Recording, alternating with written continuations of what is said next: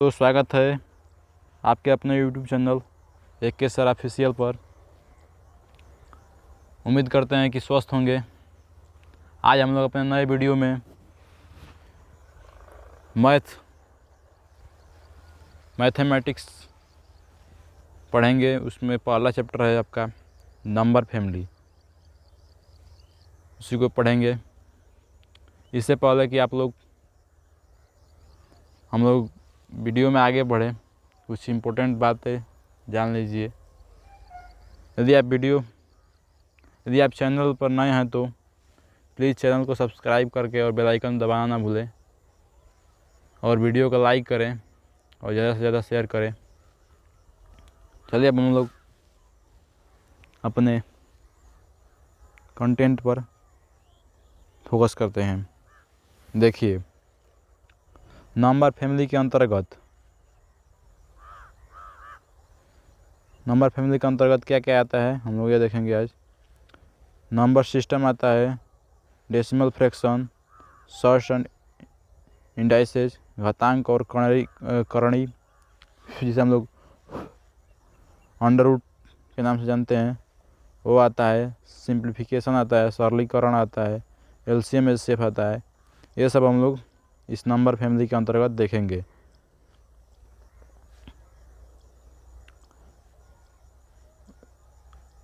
अब देखिए, face value means क्या होता है? जातीय मान होता है। और प्लेस वैल्यू मीन्स स्थानीय मान। यदि किसी नंबर दिया है, उसमें नंबर यानी संख्या क्या होता है? अंकों का समूह होता है। एक या एक से अधिक जब अंक मिलेंगे तो क्या बनेगा? संख्या बनेगा। तो उसमें प्रत्येक अंक का जातीय मान वो अंक खुद ही होता है, यानी फेस वैल्यू वही होता है। लेकिन प्लेस वैल्यू क्या होता है? उसके स्थान के अनुसार। जैसे मान लीजिए कि इकाई स्थान पर आएगा तो क्या होगा? वह अंक खुद वही उसका स्थानीय मान होगा। जैसे कि 5 का देखिए, यहाँ पर 5 का क्या है? 5 ही होगा स्थानीय मान। और 4 किस स्थान पर आता है? दहाई स्थान पर, टेंस पर आता है। तो इसीलिए क्या हो गया? 40 होगा इसका स्थानीय मान। इसी प्रकार हम लोग देखेंगे 3 यानी 3 का, 3 सैकड़े का स्थान पर आता है, इसलिए क्या होगा? इसका 300 होगा स्थानीय मान।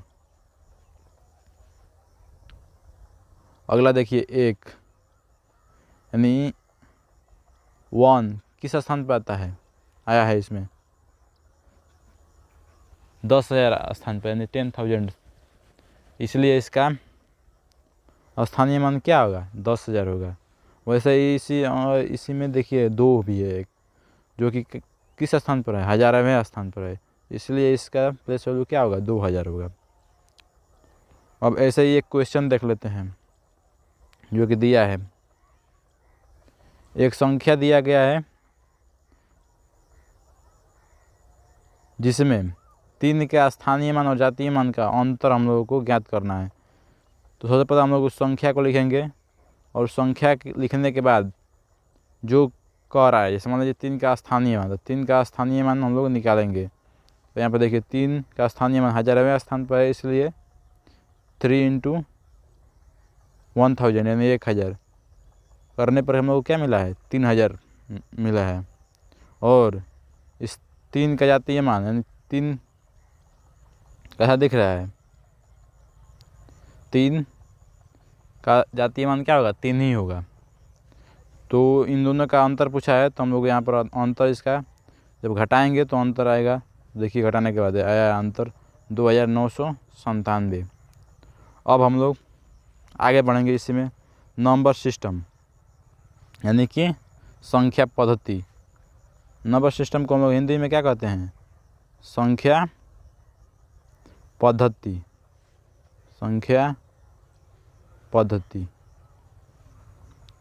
जैसे मान लीजिए कि संख्या पद्धति क्या होता है? नंबर को यानी संख्या को एक निश्चित क्रम में व्यवस्थित करना ही क्या कहलाता है? संख्या पद्धति कहलाता है। जैसे मान लीजिए कि कोई भी एक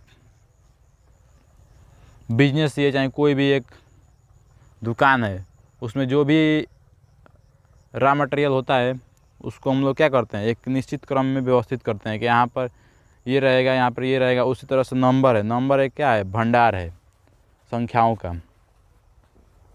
तो उसको व्यवस्थित करने के लिए हम लोग को क्या है, एक सिस्टम की आवश्यकता पड़ती है, जो कि किस में होता है, नंबर सिस्टम के अंतर्गत वो व्यवस्थित होता है। अब नंबर सिस्टम के अंतर्गत कितने नंबर सिस्टम होते हैं, एक होता है डेसिमल नंबर सिस्टम, जिसका बेस क्या होता है, 10। 10 के बेस पर हम लोग जब नंबर को व्यवस्थित करते हैं तो वह किसके अंतर्गत आता है, डेसिमल नंबर सिस्टम के अंतर्गत आता है।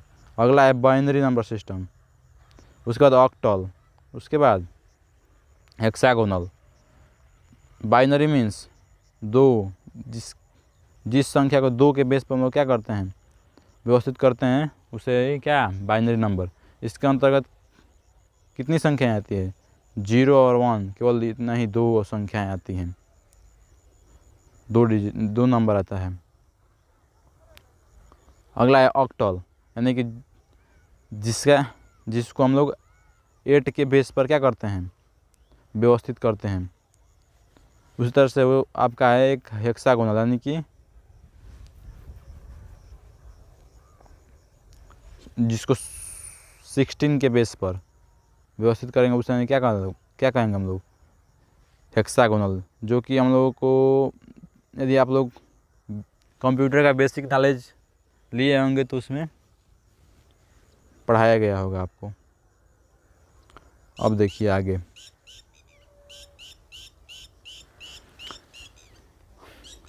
नंबर सिस्टम के अंतर्गत आपका आता है क्या, पहले डिजिट आता है।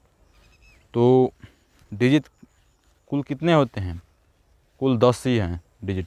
0 है, 1 है, 2 है, 3 है, 4 है, 5 है, 6 है, 7, 8, 9, ये सब क्या हैं, डिजिट हैं। और इन्हीं के मिलने से क्या बनता है, नंबर, यानी कि संख्या। संख्या का डिफिनेशन क्या होता है, एक या एक से अधिक अंकों का समूह क्या कहलाता है, संख्या कहलाता है।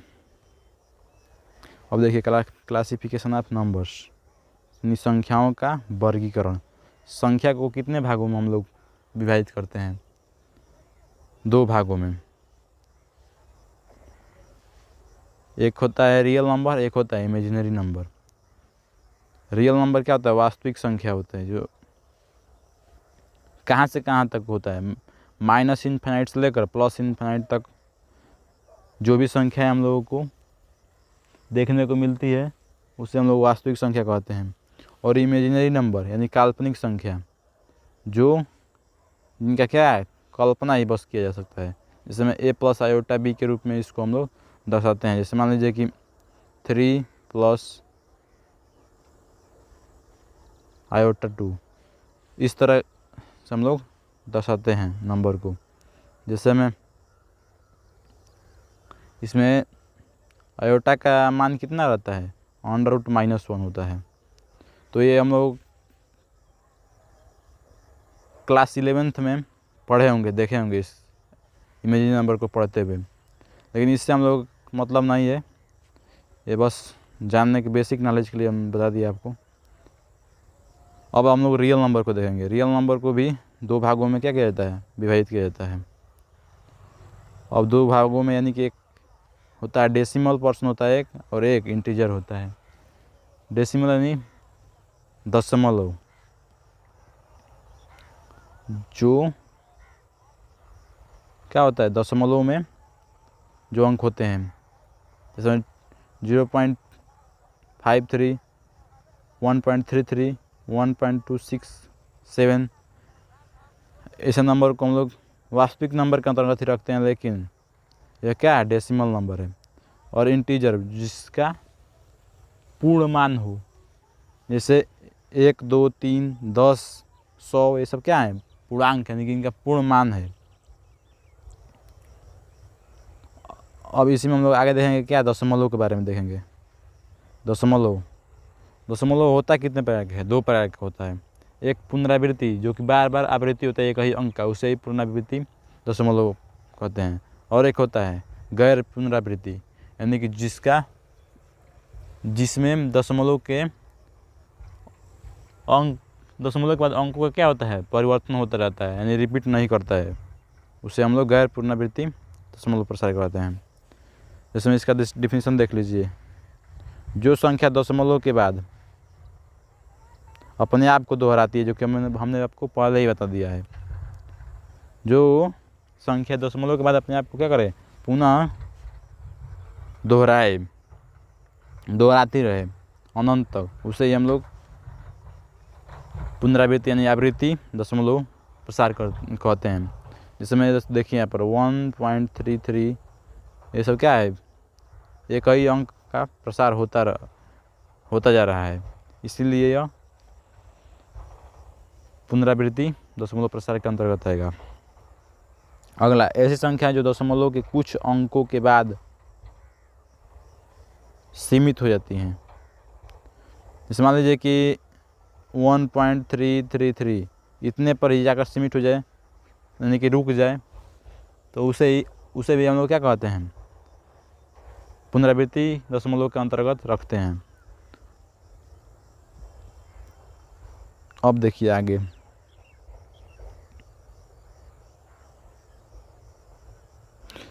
हम लोगों का क्या है, ऐसी संख्याओं के दशमलव को पूर्ण रूप से ख़त्म किया जा सकता है। मतलब कि जो इस प्रकार की हैं, जो शांत हैं, इनको हम लोग क्या कर सकते हैं, पूर्ण रूप से ख़त्म भी कर सकते हैं। इसीलिए इन सबको हम लोग क्या कहते हैं, शांत दशमलव कहते हैं। जैसे में देखिए यहाँ पर 0.5 है, तो ये क्या है, शांत है। 0.25 ये क्या है, शांत है, इसी पर ख़त्म हो गया है। तो हम लोग पुनरावृत्ति दशमलव प्रसार को क्या कर सकते हैं, शांत कर सकते हैं। अरे मतलब कि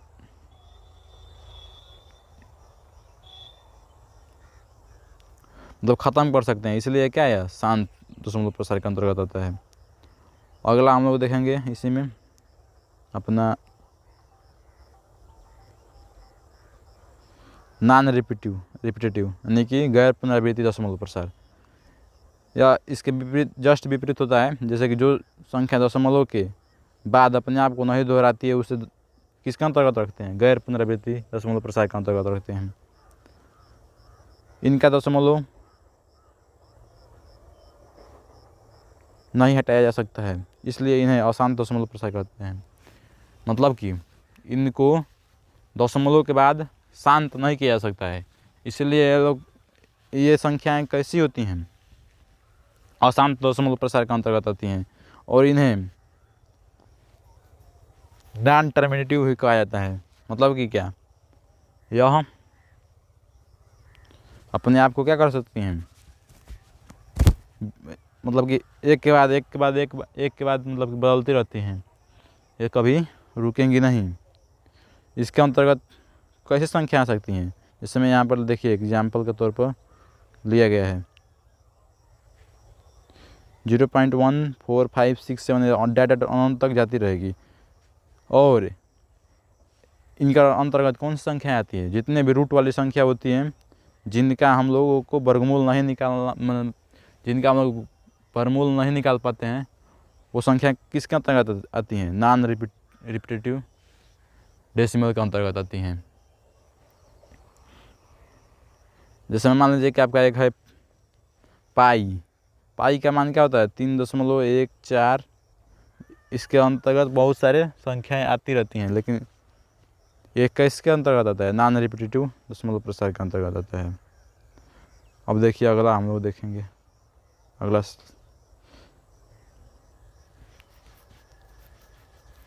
अब हम लोग का क्या है, रेशनल नंबर, परिमेय संख्याएं। वे सभी संख्याएं जिनको हम लोग p/q के रूप में दर्शा सकते हैं, जिसको हम लोग p/q के रूप में लिख सकते हैं, उसे हम लोग क्या कहते हैं, परिमेय संख्या कहते हैं। और हाँ, ये बात ध्यान रखिए, p/q के रूप में तो लिखते ही हैं, लेकिन यहाँ पर q की जगह पर हम लोग क्या है, 0 नहीं लिख सकते हैं, यहाँ पर 0 नहीं होगा।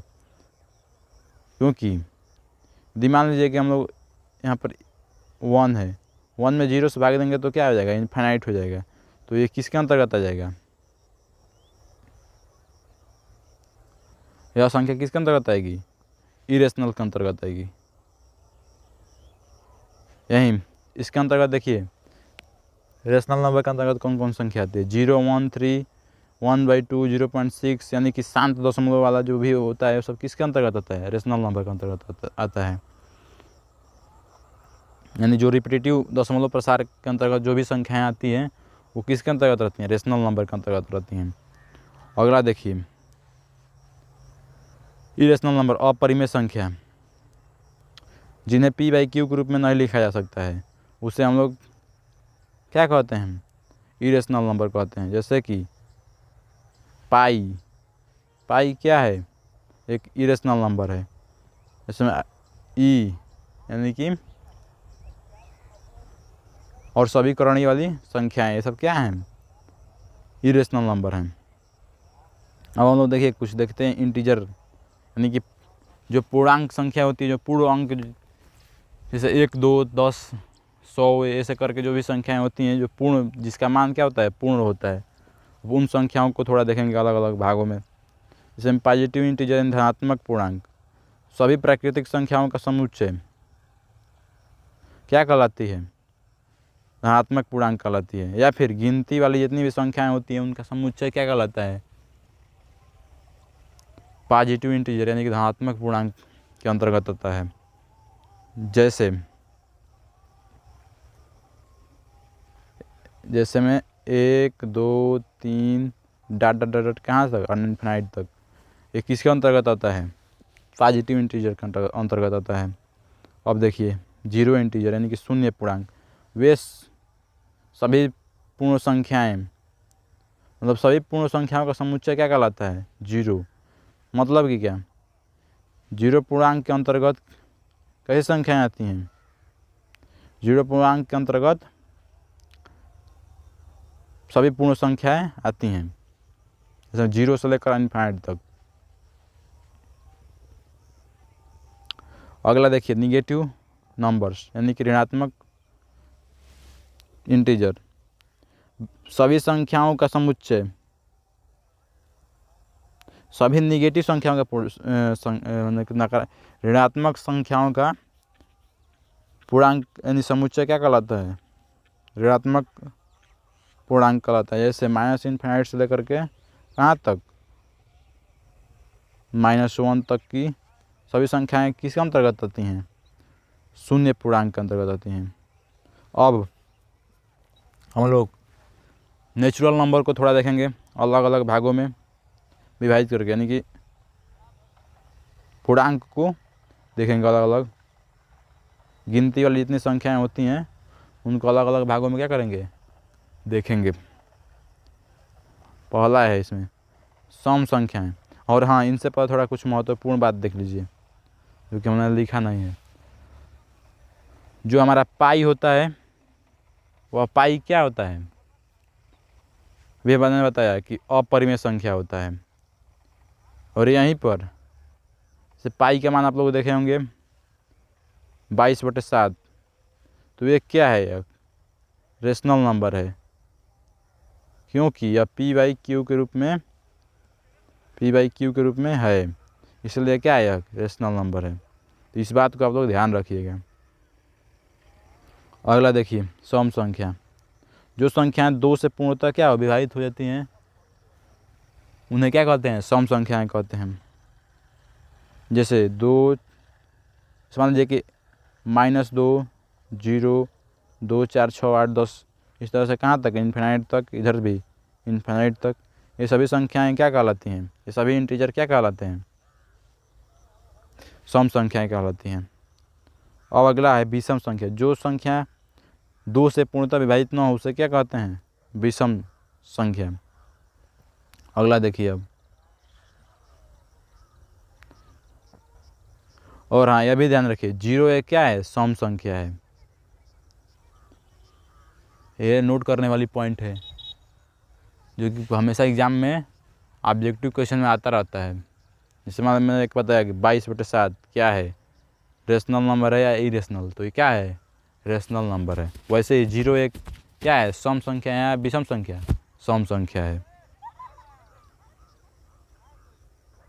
और यहाँ पर देखिए यदि हम दो सम संख्याओं को आपस में जोड़ेंगे तो क्या आएगा, हमेशा सम आएगा, ठीक ना, इसको ध्यान में रखिएगा।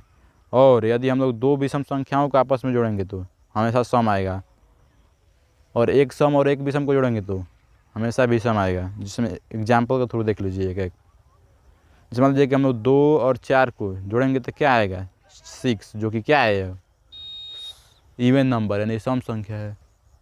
यहीं 2 क्या है, सम है, और 4 भी सम है। जैसे हमने बताया आपको कि 2 और 4 जोड़ने पर हमको क्या आया, 6 आया, जो कि क्या है, एक इवन नंबर है। और यहाँ पर 4 भी एक इवन नंबर है और 2 भी इवन नंबर है। दोनों सम संख्याओं को जोड़ने पर हमको क्या मिला, एक सम संख्या मिला।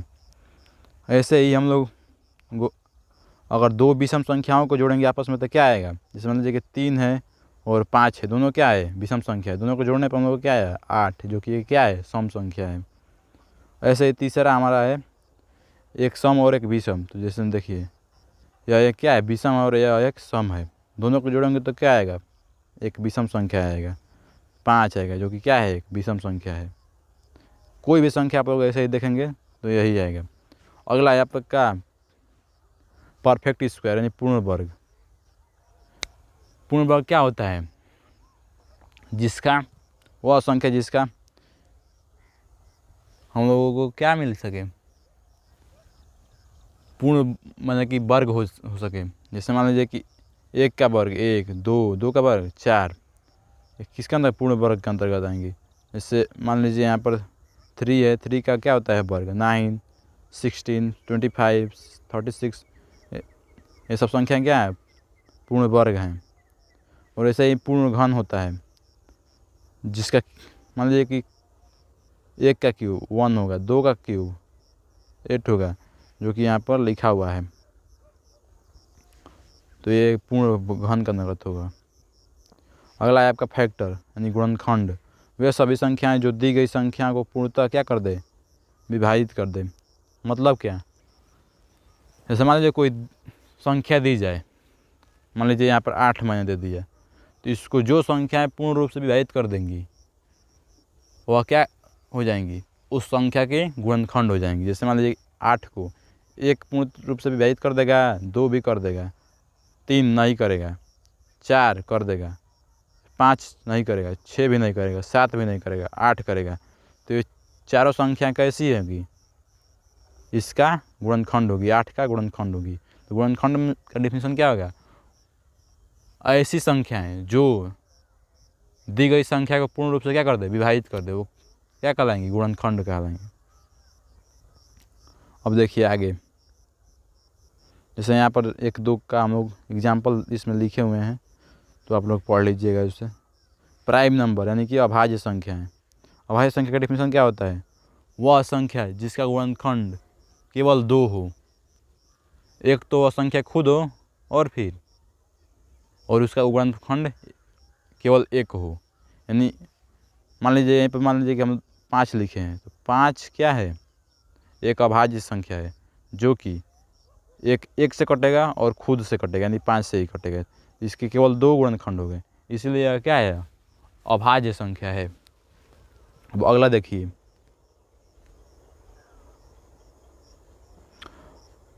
Composite number. वह संख्याएं जिनका गुणनखंड क्या हो, 2 से अधिक हो, उन संख्या को क्या कहते हैं हम लोग, यानी कि भाज्य संख्या कहते हैं। जैसे 4, 6, 8, 9, 10, ये सब क्या है, भाज्य संख्याएं हैं। और इसमें कुछ इम्पोर्टेंट बात यह है कि वह कौन सी संख्या है जो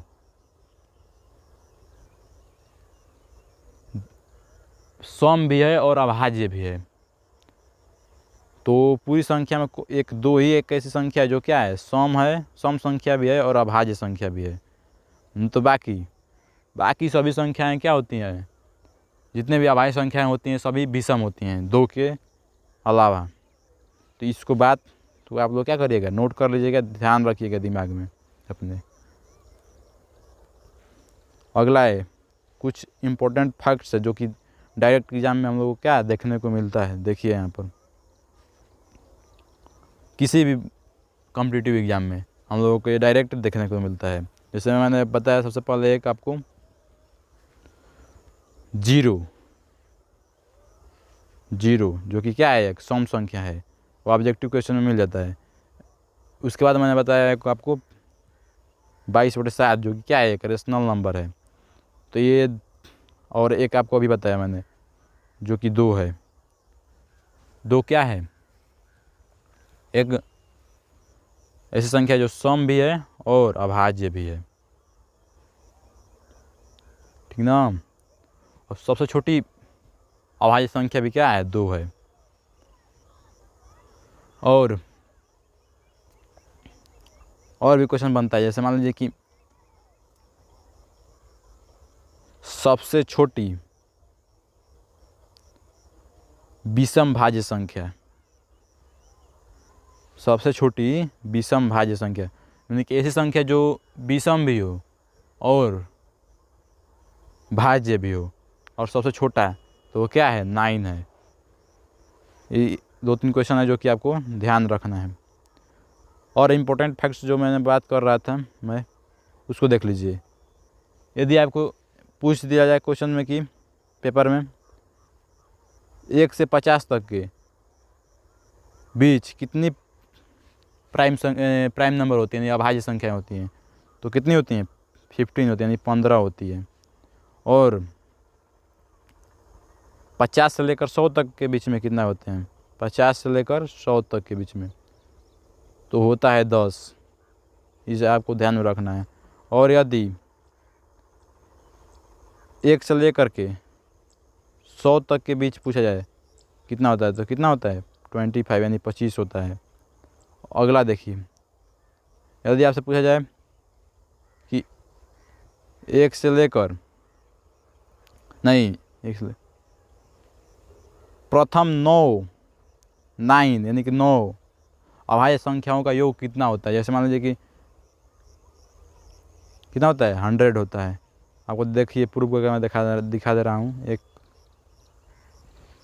जैसे मान लीजिए कि प्रथम 9 अभाज्य संख्या है यानी कि 2, 3, 5, 7, 11, 13, 17, 19, 23, कितना हुआ, 1, 2, 3, 4, 5, 6, 7, 8, 9।